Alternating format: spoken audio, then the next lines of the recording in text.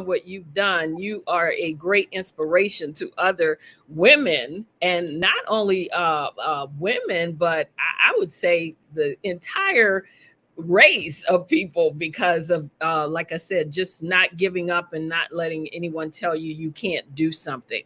So tell us, I know we're going to be talking about, because I mentioned the fact that when you came back, you were in over $845,000 worth of debt. Your house was sold, and you had to figure out, as a single mom, how to get rid of this debt. So that's kind of where we're going to be going today. So tell us why it's so important for women to have financial stability. It is so important for women to have financial stability, because for most of the women in our world today, including the United States of America, most women in this nation and throughout the greater world do not have financial stability. And financial instability keeps a lot of women trapped in toxic relationships and chained to toxic jobs. And that financial instability and the financial issues of women grow dependent not just because of being a woman, but also by gender. So, for example, in the workforce today, white women tend to make 80% of what a white man makes for the same exact work. I was about to say even worse, Latina women make about 60% of what a white man makes, and black women make about 40% of what a white woman makes. A white man makes, all for doing the exact same work. So when you have all of this kind of gender disparity with finances, not only are you more susceptible to those toxic relationships and those toxic jobs, but Mhm. also you now have a harder hill to climb. And then add on top of that the desire for many of us to leave the next generation better than what we had. And so then this becomes part of a cycle that feels so hopeless and difficult to break. And when I went through what I went through to get out of that debt and to be able to retire from the military and be home with my family, one of the things that I learned is that it absolutely is possible to win with money no matter how late you're starting. Wow. Now, that's a large amount of debt. $845,000. I mean, most people probably would have just threw in the towel and just said, I just don't know what I'm going to do. Hey, I just kind of put their head under the cover and hope it would go away. So tell us maybe a few things that you did to get rid of such a large amount of debt. All right, I would love to. And if you'll indulge me for just a second, a little bit of a public service announcement. I know that I was so honored to be on your show because of the work that you've done in the federal space, and I know that you're also a veteran, but I was like, "Ooh, I remember her back when I was working at Ditcher in the Pentagon." Oh So my if goodness, you really?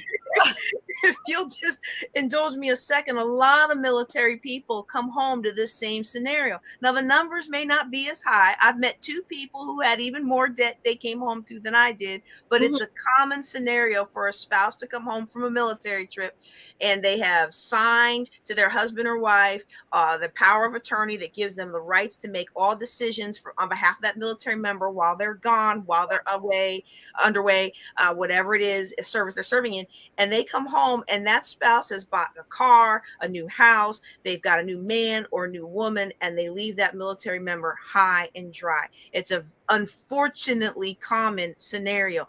Thankfully, not as common to have as high of a debt as I had. But mhm. in those moments, it was so very humbling because here I was at the time that this happened. I was a major in the Air Force and I made really good money. Mhm. And not only did I make good money, but also there is a stigma. I don't know about the Navy or the Army, but at least in the Air Force, there's quite a stigma about military single moms. And so I found that the helping agencies that we often refer people to, that I would often refer my troops to, those helping agencies were not available for me. I either made too much or they were dependent on military spouses. And so, aside from my church, which really did help cradle me through some of that time, cooking for me and giving me things for my clothes for my son at the time, I really did feel hopeless. And I Mhm. had two accountants and a JAG. The JAG, for those of you who don't know, that's a military attorney, tell me to walk away from that debt. But Wow. because of my technical background, I would go into the security officer and say, okay, if I walked away from this, can I keep my clearance? No, No, you wouldn't keep your clearance. no. Okay, a few years later, okay, if I walk away from this, can I keep my clearance? No, you can't keep your clearance. And I couldn't afford to lose the only job I knew how to do. I mean, I probably could have made a life. Now, that's one thing I've learned about successful people. When Hmm. you are successful, you will find a way to be successful in any lane. But in that moment, there was only one job I knew how to do, and that was to be a physicist in the Air Force. And Hmm. that job required the absolute highest levels of clearance, even beyond top secret. So at that time, I didn't have any vision of something else that I could do. And I really did feel hopeless. Wow. And I'm just so thankful. I'm just so thankful that by putting one foot in front of the other and taking advantage of the things that I had within my reach, more things began to open up. So let me tell you something that you might be very surprised at about that debt. Okay. The first 120,000 of it was consumer debt. He had run up credit cards in my name. Hmm. And I attacked that debt. No kidding. I had a Mary Kay business before this happened because I liked their makeup. I had an Avon business because I loved that skin so soft. I Hmm. had a Discovery Toys business because my kid was smart and I wanted to nurture his toys. So I took those three multi-level marketing businesses and I worked them to death. And it wasn't much. It was maybe about 3, 4, 500 a month, but it was something. And then I discovered that I could pick things up at the base thrift store or other consignment shops that hadn't sold, Hmm. buy them in their clearance bags. So maybe $2 paper bag on Fridays, all the stuff that didn't sell in 6 weeks, they just clearance it out. I would swoop it all up. And if the original person tried to sell it for $20, I would come around and sell it for 15. If somebody was trying to sell something for 10, I would sell it for 8. And I made thousands of dollars a month. I didn't know it at the time, but it's called picking. You go get storage sheds, you go to yard sales or things like that. That's literally how I got out of that first $120,000 of debt. Wow. Out of here. I mean, but like you said, that just takes that's perseverance. That's just someone who did not want to give up. And that's kind of one of the things that I also always tell women, that you don't never give up on yourself. Because basically, even though, your husband made the debt, if you had given up, you'd been giving up on yourself. That's right. Because he had already enjoyed what he was going to enjoy, so it wouldn't have really Look, affected. he's still enjoying some of it Wow. 13 years later. I'm sorry, go ahead. So when you say Woo, that, incredible praise. when you went to the JAG officer, which is the attorney, and they told you no, you couldn't walk away. For the viewers, when you say walk away, it's like filing bankruptcy or whatever. And when have those types of clearances, no, you can't keep those clearances, because at that point, you can become vulnerable to maybe out what they consider outside influences. And so, Mhm. someone want to come and try to get you to give away military secrets because they know that you're in debt. So that's one of the reasons why they told you that you would not be able to keep your Exactly. clearances, and because of if you walked away, which would have, of course, been the easy route. But hey, like you said, and having those clearances, those, believe it or not, they are valuable. They're valuable because if you have wanted to do something else or go someplace else after your military career and keep that, type of stay in that field, then those clearances would have been an asset to you. So Absolutely. yeah. Absolutely. Wow. I am just, like I said, I am just, so when I saw that $845,000, I was like, I don't know. I don't know what I would have done, but it's like you do what you have to do. And that's the thing about women. We are so resilient. We tend to do what we have to do to get it done. That's for sure. Wow. So tell me, what stops professional women from becoming financially stable? Well, there's three main things that I have found with my professional clients, and I mostly work with women. I work with everybody. Look, I'm gonna take anybody's money, and I'm gonna help anybody win with money. But mostly women are drawn to me, 40s plus.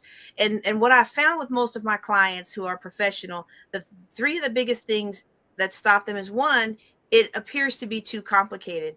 And that's not always our fault that money appears to be complicated, because we have had a lot of programming, both culturally and through the current media, that money is complicated. For those of us who are my age or a little older, you will remember a time when women weren't supposed to be in the books, and women weren't supposed to have businesses, and we weren't supposed to do a whole lot. Hmm. And my lot in life, I was supposed to grow up, and I was supposed to be someone's husband, and I mean someone's wife, and I love being someone's wife, and I was supposed to have children, and I love having children, but I wasn't supposed to know anything about a whole lot of things, and I wasn't supposed to have any book smarts or knowledge smarts. And my dad used to always tell me, take your nose out them books. Yeah, No man's going to ever want you.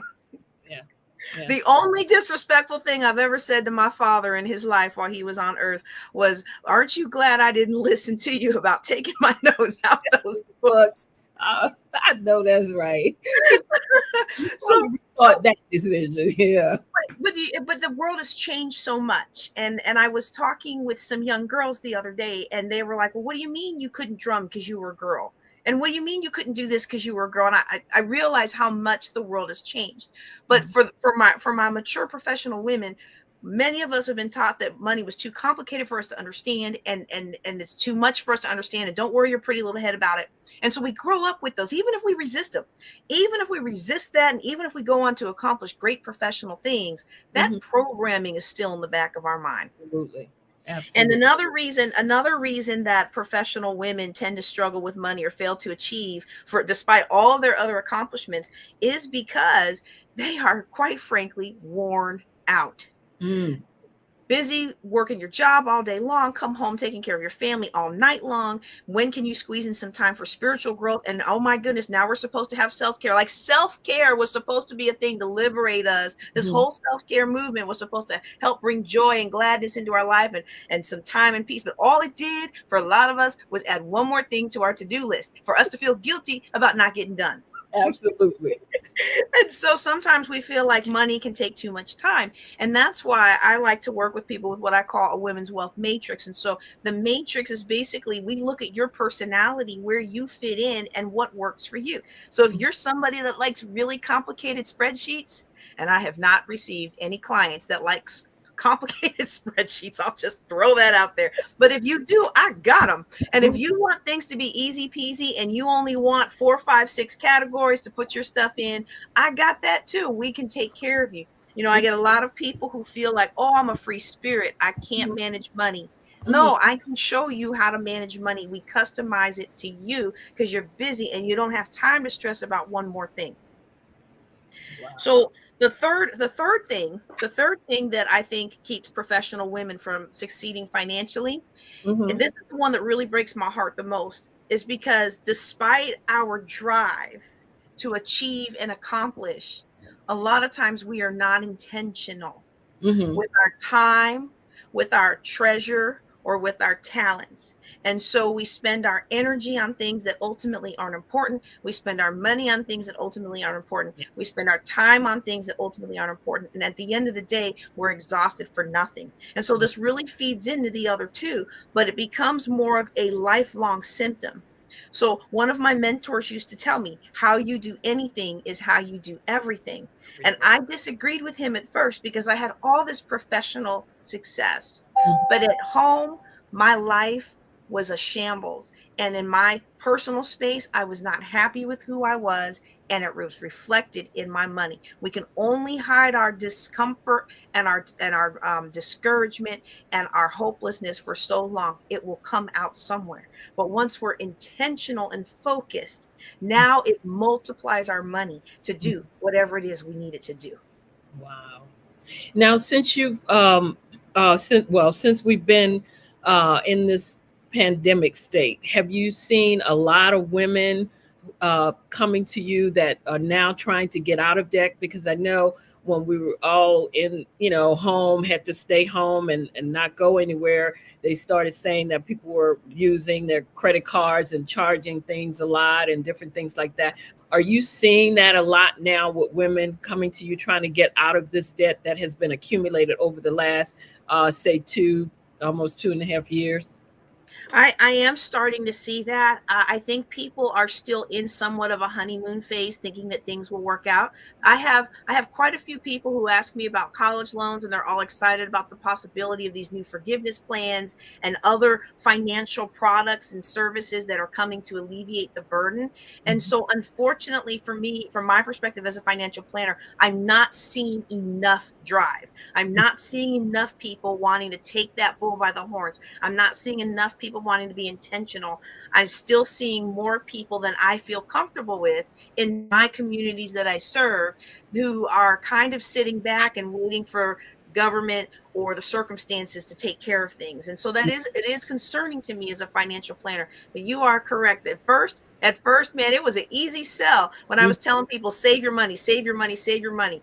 And then after about 6 or 7 months into the pandemic, shop, shop, shop. And Mhm. and here's the worst offender that people have been coming to me about. All these pandemic businesses.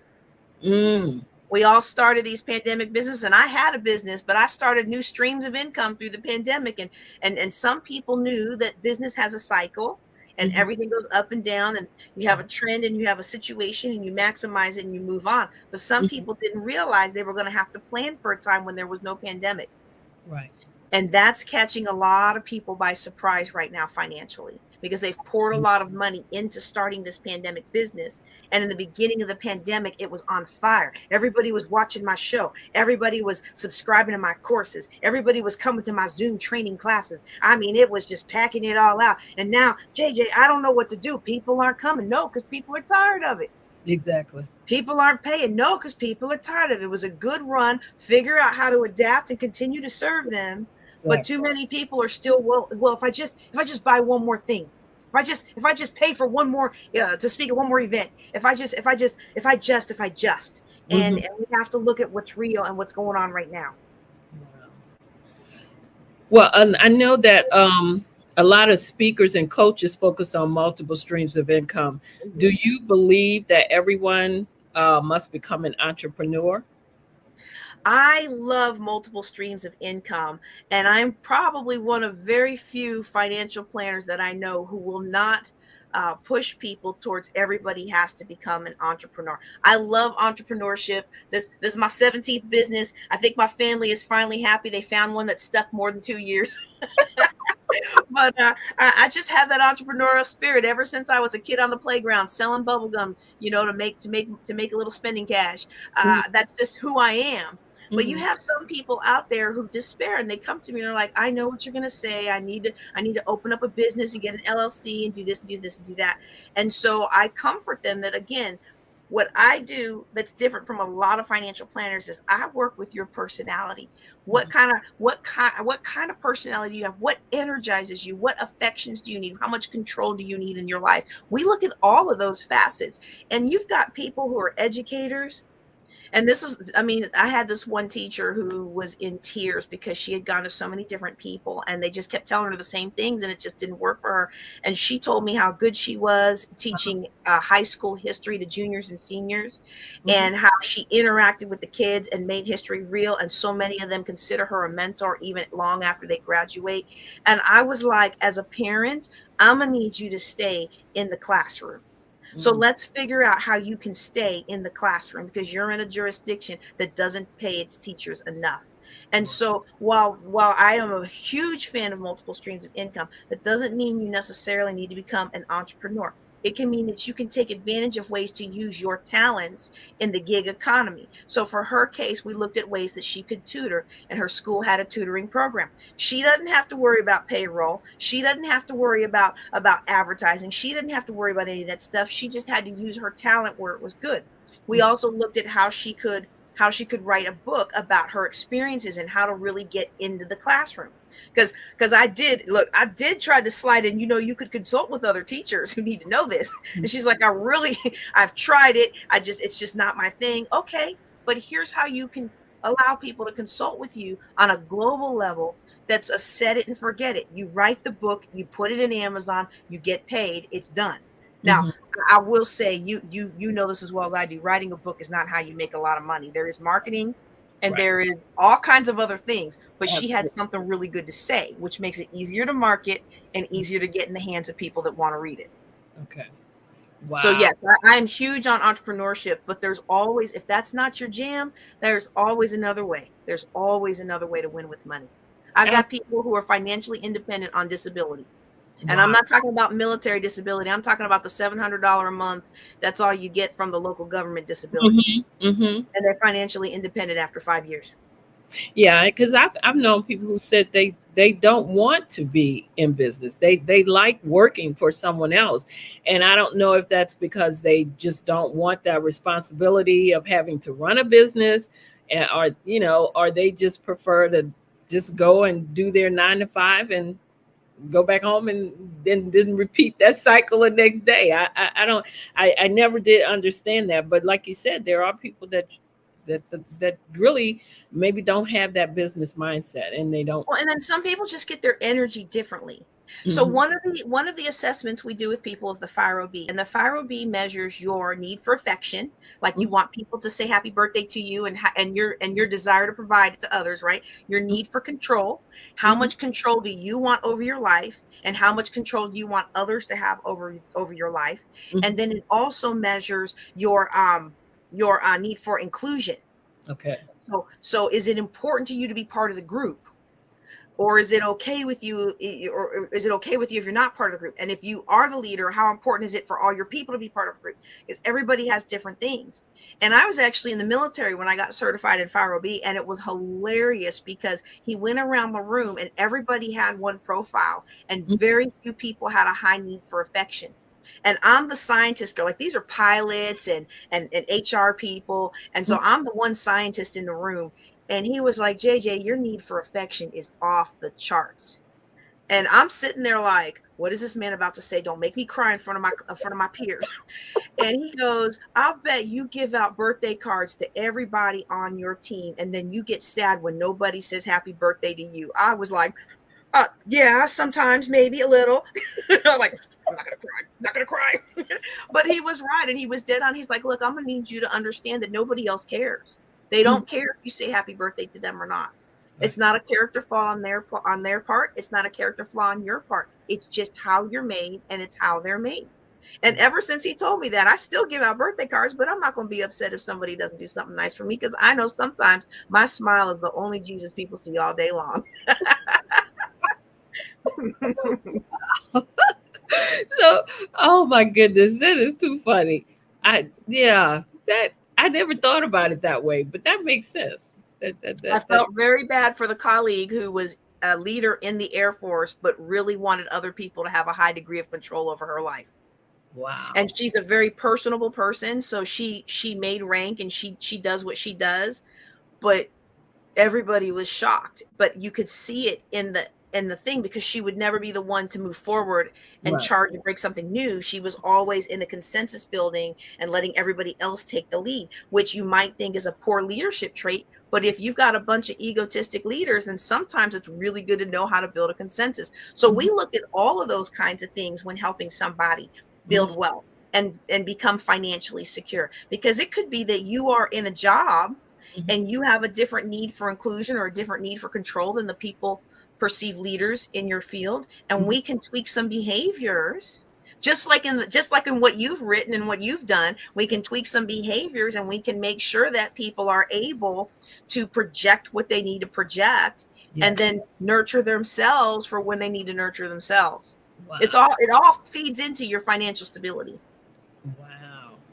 That actually that really makes sense. And like I said, I never look at it quite that way. I never thought about it that way, but that does make sense. So, how can a woman advance if there are few of her gender or race to mentor her? I love that. I love that. Thankfully, diversity is becoming more common. Not only diversity as far as gender and race and things like that, but also our ability for inclusion. People of differing abilities and things like that are really getting a foothold in the corporate workspace and academic space, and so, to some extent, and maybe not as many inclusion issues, but to some extent in the military. So you are finding it more common to be able to locate mentors and advocates who look like you and have shared some common experiences and struggles that the general populace may not have shared or experienced. And so, but if you're like me in a field where nobody looked like you and nobody had your gender, until I was a lieutenant colonel working at Ditcher was the first time I worked with another female physicist, and they weren't even Air Force. So you have to look for opportunities and understand that those mentoring opportunities may not come in a package that you're accustomed to, and it may not come in a culture that you're accustomed to. And so I have found mentoring from people who have very different religious views from me. I have found mentoring in different areas from people who have very different political views as me. I found mentoring in areas of people who had very different ideas of how to spend their social time than me. But if they had this piece to offer me, and that's what I needed to become a better leader, then I was going to ask for their assistance in those areas. And I found that there were those people that, especially when I was in the military, you ask the commander for a mentoring session, they begrudgingly oblige you and put you on the calendar, and you're sitting there for 15 minutes, and you can tell this guy don't want to have nothing to do with you. Okay. All right. That's a dud. But most of the time, because I was bold enough to ask the question, or even just make the appointment, or just humble myself and say, I don't know how to do this. Right. And I know that's you got to be careful with that, especially, people would think in the government, in the military, oh, everybody just gets along, right? Because we're all for the greater good. We want to take care of the nation. But, especially nope. In the military and the federal, where we're all doing the same thing, people are looking for a way to stand out. So you have to be careful about that. But I have found that doing that kind of outreach and being willing to learn about the person that is mentoring me has taken me very, very far. Mm-hmm. And especially if I'm ever able to go back and thank somebody, which, being military and having moved every 2 or 3 years, sometimes that's a little difficult. But there are times where I have thanked people for their mentoring or thanked them for their advice, and they have been reduced to tears. And it's always an amazing feeling when I can do that for somebody else. Mm-hmm. And I'll tell you, I rarely have anybody who isn't my gender or doesn't look like me come to me for mentoring. And because we're so accustomed to thinking that the only people we can form bonds with are people that we resemble. Yes. And that's the research shows. The research shows that people, I'm in a doctoral program right now. I'm in my research phase, and the research shows that people mentor people that remind them of their daughters, remind them of their sons. Mm-hmm. Mm-hmm. So how can you make yourself into that category? I just want to encourage people not to take themselves out of the running, because more times than not, the people that I approached about mentoring, they were receptive. I even had one boss who was probably the worst boss anybody ever had, and he was a terror. I mean, people were on medication. And as the safety officer, I literally had to come to him and say, sir, I'm your safety officer and I'm your suicide officer. And I need you to know that your leadership style, there are people here who are about to check themselves into mental health, but they're on these and that medication. And we have one person that I've reported who is a threat to the workplace because they are determined to do something to you. Yeah. And that kind of boss, even that boss, when I went in for mentoring, how come all these other people are getting school slots and I'm not? What do I need to do to get a school slot? Mm-hmm. Even that guy who couldn't stand me gave me the last school slot that year. Wow. So, and the reason, when someone else asked him, well, what did you give her the slot for? Because she came into my office and she advocated for herself. Wow. So I want to encourage you, even if you're quaking in your boots, even if you're just not sure, do like the women that you have seen on the Success for Women show have told you, and get out there and grab what you want out of life. Absolutely, absolutely. Do you see a lot of, or do you have a lot of female veterans coming to you, especially for the financial part of it? Because I know that they get, like you said, services, even though they may have those services on the base or whatever, sometimes they're not always as effective as maybe someone like you could be helping them out. I do get a fair amount of military. I will say it's not as much as I would have liked. And I think that's because the nature of my career and the rank that I had on a lot of Air Force bases, I was one of the highest ranking people on base, even at Lieutenant Colonel. And Mhm. so, it's kind of difficult to want to go to somebody who is the chief of protocol and they're 4-star general's right hand man. I'm a gal, right? So, wants to go to the deputy chief scientist. Like people didn't want people didn't want to expose themselves to someone who had a direct seat at the table. And so there are other financial planners with military background who have served more military in their past than I have, but I'm okay with that. I offer free coaching to military active duty members. I offer free coaching to Gold Star and Blue Star families. And so those two avenues are how I do get most of my military people. Wow. Wow. Well, this is definitely, you've given us some great nuggets. We're going to take a break. As you know, you're listening to our viewing the Successful Women show. My guest is JJ Conway, and we are going to take a break and come back and listen to some more of her great nuggets that she is sharing with us today. Hi, I'm JJ Conway, and I want to welcome you to Building Wealth Together. This conference will help you shatter limiting beliefs, equip you with the tools you need to succeed with money, and give you the confidence that you can win with money. It's never too late to win with money. It doesn't matter where you're starting from. It doesn't matter what you've been through. It doesn't matter what anybody says about you. You absolutely can win with money. I came home 12 years ago from a military trip to find my house sold, divorce papers, and $845,000 of debt in my name. As a single military mom, I had to learn how to hustle, and I learned how money worked and how to make it work for me. This conference will help you learn how money works and how to make it work for you. You're going to learn how to bust through all those preconceived notions about whether or not you can succeed. You're going to learn how others are making money and how you can get some of that. You're going to learn how to create multiple streams of income.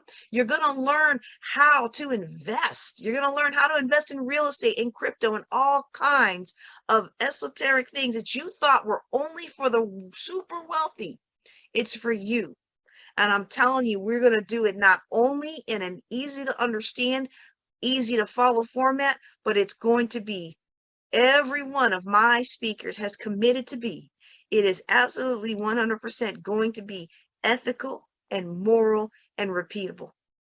12 years later, from that $845,000 day of devastation, I am a full-time mom and entrepreneur.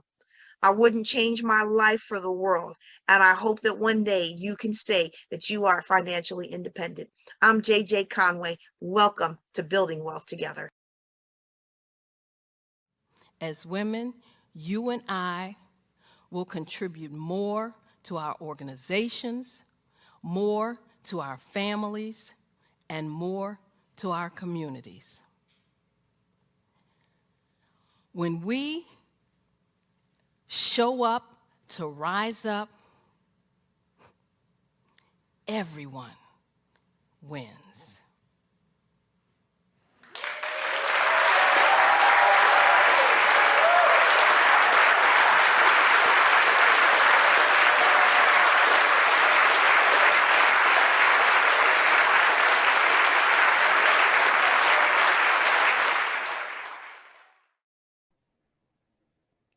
Well, welcome back to the Successful Women Show, where you're viewing us on Pod TV. And my guest tonight is JJ Conway, and she has been giving us some great nuggets on wealth building together, and just kind of letting us know how you can persevere and still get rid of some of that debt that you may have accumulated, and that it's not, it's not something that you need to consider walking away from, but it's something that you can do to get rid of. So again, my guest is JJ Conway, and welcome back again to the show. So JJ, you were telling us about the of women being able to advance even though they didn't have people that look like them sometime to mentor them.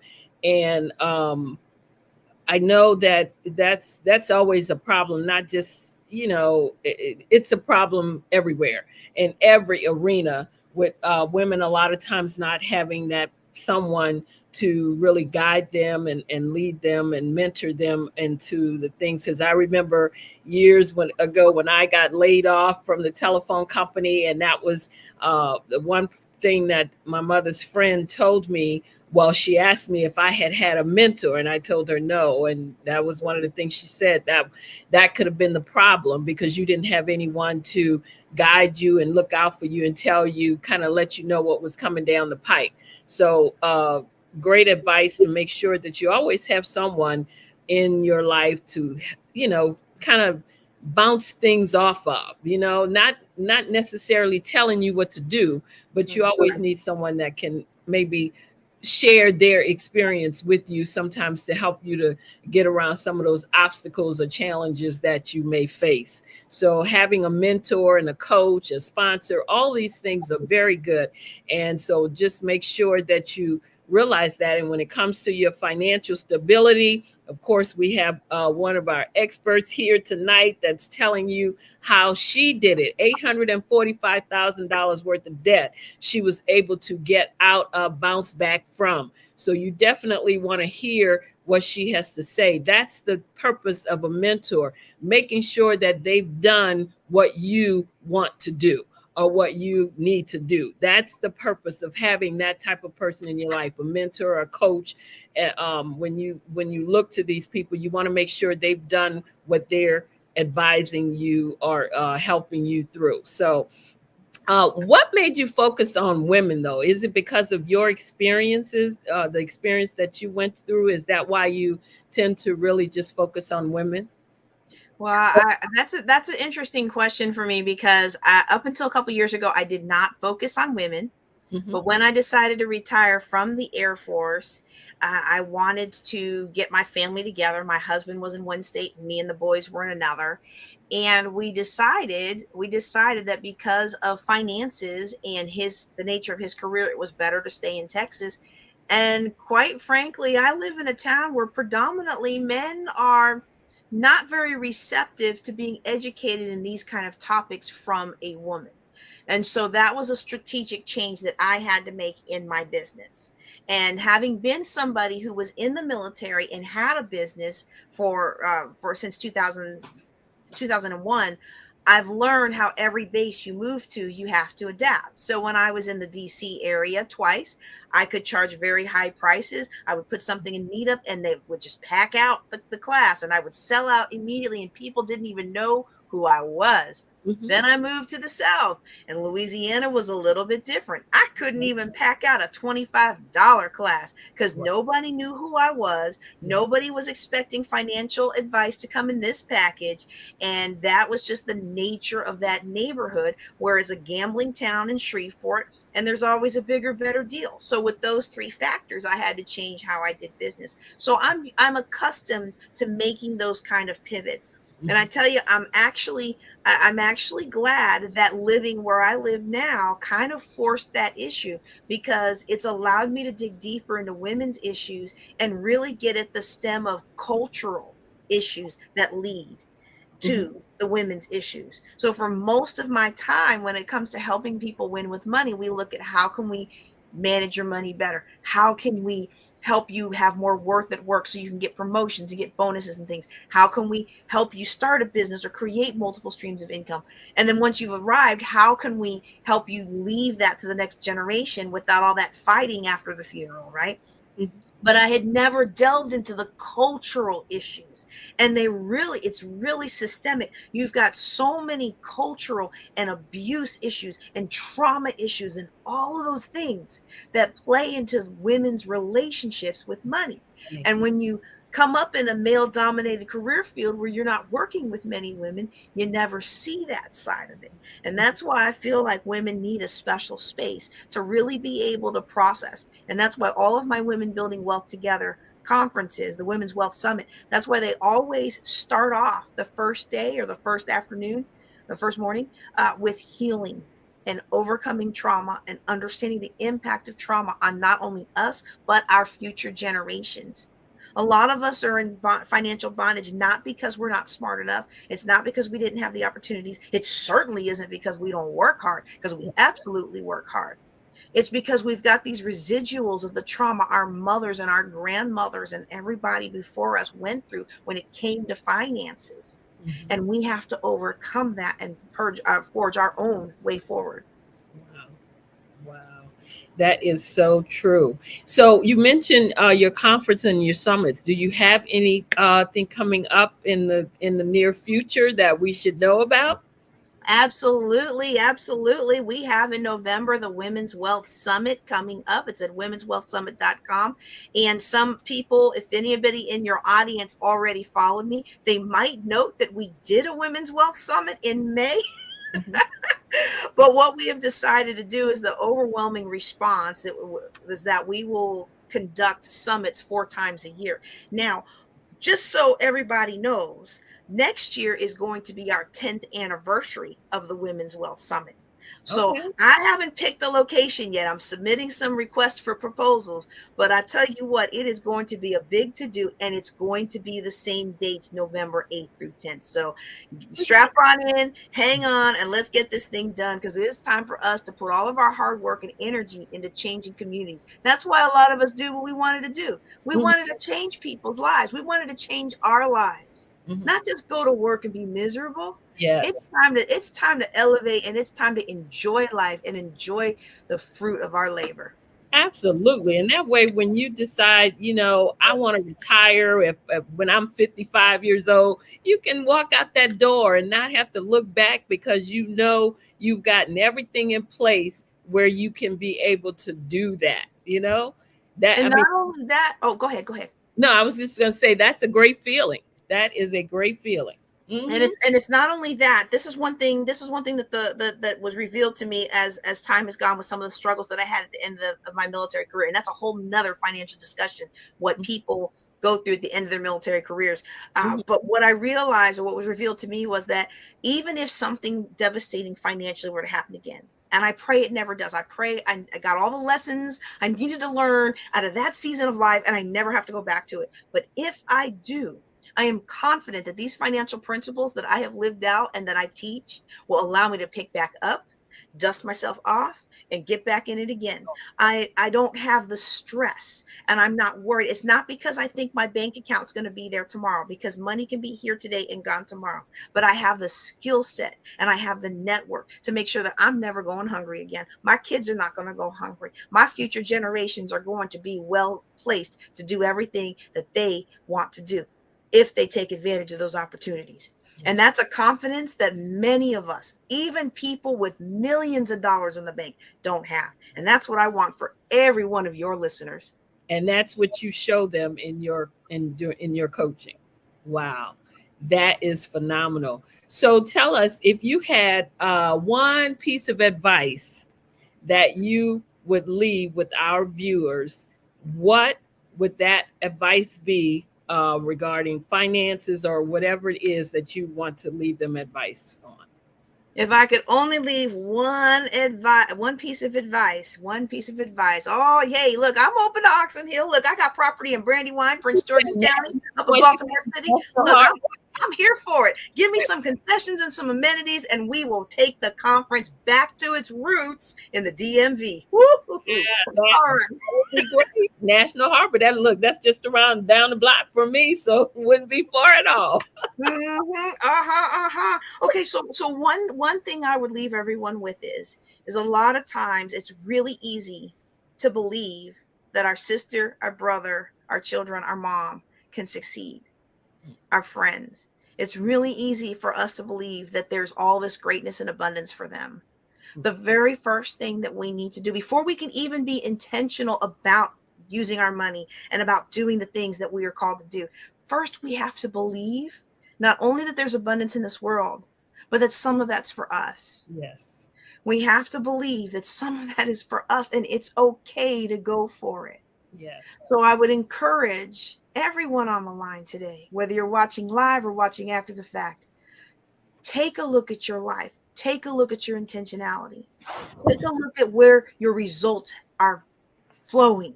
Not the result you're getting in this moment, but where's the flow? I had all those letters after my name, and I had all those accolades military wise, and I had a nice little piece of rank on my shoulder. But my trajectory was going downhill because I had never believed after all that time that it was for me. I had listened to the naysayers of my past. And it didn't matter how many marathons I ran, I was never good enough. It didn't matter how many committees I chaired or how much funding I got for this program, I was never good enough. It didn't matter how many poor programs I resurrected, I was good at that. You know, the bosses would give me something that was trash and I would turn around and turn it into gold. That was what I was good at, but it didn't matter because inside it was never going to be enough until I felt like I was enough. And you are enough today. Wow. So I'm going to encourage you all with that. Well, ladies and gentlemen, viewers, you have it from JJ Conway. You know, I've always told you never give up on yourself and always believe that you are valued, you are worth it, and you can do it. So she is telling you the same thing. I had one of our viewers, Adrian Bennett, telling her that she should bring her conference to National Harbor in Oxon Hill, Maryland. And I want to thank my viewers, Renee Willett, who's always supporting us and always putting some inspirational things out in our chat room whenever we have a guest. Want to thank her for also being out there in the audience. And again, you've been listening to the Success for Women show. We're here every Friday. My guest tonight has been JJ Conway. And in case you did not hear me when I first introduced her, she's now a lieutenant colonel or retired lieutenant colonel from the Air Force. And she was the first Black to serve as a physicist in the Air Force, despite being told by the Air Force that Blacks can't do physics. So now, with that kind of naysaying and with that kind of enthusiasm that she has shown us tonight, we know that we can push forward and we can persevere because she has shown us an example of how to get out of $845,000 worth of debt. Now, most people would have, like I said, would have buried their head in the sand and walked away. She did not. She persevered. She got from under that debt. And now she's showing others how to do the same thing. So I want to thank you tonight for being on the show. It has been great. I'm telling you, I am just in awe. I really am. And it was just a pleasure to have you here to have a conversation with you, for you to come and share with us. Let us know again. You said your conference is going to be in November. Did you have the dates for that, or? Yes, November 8th through the 10th, both this year and next year, November 8th through the 10th. This year will continue to be online. Next year will be a hybrid event. womenswealthsummit.com. Yes. And tell us how we can reach out to you. If any of the viewers want to contact you, how can they reach you? You can find me on most social media as at JJ Knows the Way. On TikTok, someone got that one because I dragged my feet, so it's at JJ Knows the Way Real. But most social media is at JJ Knows the Way. And you can also find me at buildingwealthtogether.com. Wow. Thank you so much. Again, this is the Successful Women Show. I'm Dr. Madeline Ann Lewis, your host. If you'd like to reach out to me, you can email me at info@exwsi.com or go to my website, which is www.exwsi.com, and make sure that while you're there, download my free 3-part video series on 3 things every woman should do to position herself for executive leadership.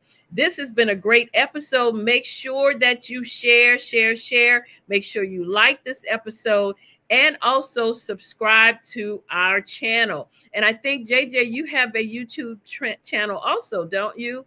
I sure do, at JJ Knows the Way. Go out to her YouTube channel and subscribe also, so that and she's got some great videos out there. I took a look at some of them before she came on the show. So she's got some great videos out there that you might want to take a look at.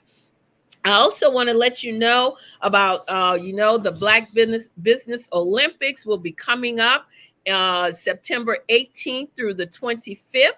And it's a 7-day, 24-hour event from 8 a.m. to 8 p.m. every day for those 7 days, September 18th through the 25th. And of course, the Black Business Olympics showcases Black businesses, Black business owners, thought leaders, and corporations for that entire 24 hours, 7 days straight. So it also serves as a fundraiser for students to obtain scholarships and also to get laptops for them to go to school. So make sure that if you have a student that want to apply for one of the scholarships, you can go to www.blackbusinessexpousa.com. But also make sure you mark your calendar for September 18th through the 25th, 8 a.m. to 8 p.m., 7 days, like I said, 7 days straight, 24 hours. You'll be able to get a lot of resources. You'll hear a lot of business owners talking about their businesses, the things that they're doing to help the community. It's just a phenomenal event that you don't want to miss. Also coming up in September, which is September 9th, is our monthly Entrepreneur Connections event, which I am one of the hosts for that. And it's from 11 a.m. to 12 noon. It's always the second Friday of every month. And this is for women business owners. And you will be able to tell everyone what you do, what you might need for your business, and also how you help others in your business. You have to register. So to do that, just email me at info@exwsi.com. And of course, I always make sure to let you know to go and take a look at my TEDx talk. You saw just a little clip of it during the commercial. If you'd like to see the entire TEDx talk, is on my YouTube channel. Just put in Dr. Madeline Ann Lewis, and you'll be able to see the TED Talk in its entirety. I'm so excited. It's almost at 100,000 views. Yes, I'm excited about that. So help me to get over that hump to 100,000 views.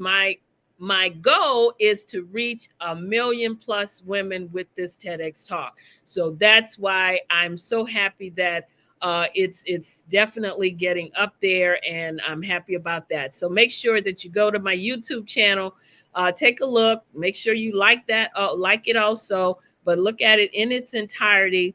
And again, you put in Dr. Madeline Ann Lewis, and it'll come right up for you. Again, I want to thank my guest, JJ Conway, for being here tonight. She has just given us some great nuggets. I just can't thank you enough for being here. This has been the Success for Women show. We are here every Friday at 7 p.m. Eastern Standard Time. Again, I'm your host, Dr. Madeline Ann Lewis, helping women to accelerate the path to success. I want to thank you all again for joining us. Thank you to my guests. I love you all to life. As always, be well and stay safe out there. Bye-bye. What if you could build your own city? A place where every child can find nurturing people to help them achieve their full potential. A place where every adult can access job training support. Where health education is abundant. Where social justice ruled the land. A place without limitations. Welcome. You have arrived at STEM City, USA. It is what every city should be. A safe and trusted community where you find people and resources to help you become everything you are and beyond. STEM City is unlike anything you have ever experienced. It is a digital twin of the world around you, only better. STEM City is about energy and soul renewal. It is more than a digital world.